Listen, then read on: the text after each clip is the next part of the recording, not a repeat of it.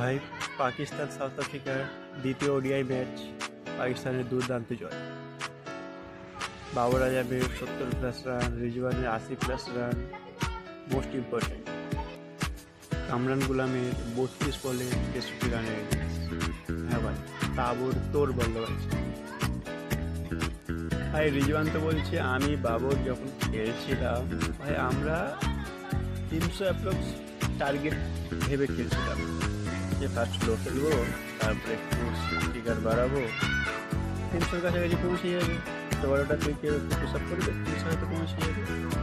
বলছে ভাই আমি ভাবছিলাম যে আমাদের টিমের ছেলেরা ভালো খেলে, কিন্তু ভাই এত ভালো খেলে যে 328 রানের টার্গেট, মানে 328 রান পর্যন্ত পৌঁছবো এইটা আমরা ভাবতে পারিনি।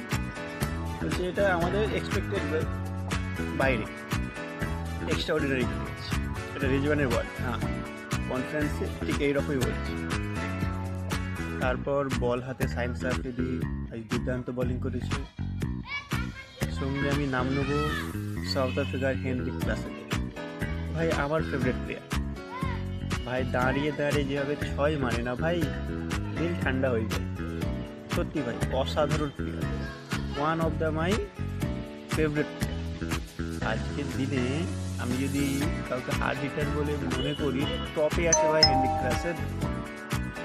বা হেনরিক ক্লাসেন প্রথম ম্যাচেও রান করছে, আজকেও 100 করছিল, করতে করতে রেখে দিয়েছে 97 রান, টিমের সর্বোচ্চ রান, ইনিংসের মানে ম্যাচের সর্বোচ্চ রান ভাই। এটা ইম্পর্টেন্ট নয় ভাই, ভাই ক্লাসেনে ক্লাস আছে সোজা ভাই, দাঁড়িয়ে দাঁড়িয়ে ছক্কা মারে ভাই, এফার্টলেস। আমার খুব ভালো লাগে, খুব পছন্দের প্লেয়ার। ম্যাচটা যদি আরও ট্রাই করতো ভালো লাগতো। পাকিস্তান 81 রানে জিতে গেছে, কিন্তু হেনরিক ক্লাসেনের ব্যাটিং দেখেও আমার ভালো লেগেছে, এনজয় করেছি। হেনরিক ক্লাসেন অসাধারণ। শেষমেশ রেজাল্ট, সাউথ আফ্রিকা 2টো ম্যাচ জয় করে টি-20 সিরিজ জিতে গেল, এবং পাকিস্তান 2টো ম্যাচ জয় করে ওডিআই সিরিজ জিতে গেল। এখন একটা যদি বাকি আছে, এখন সিরিজ ড্র।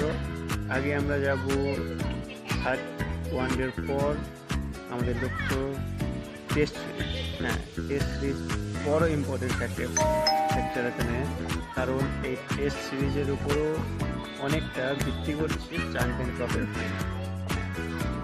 ফাইনাল।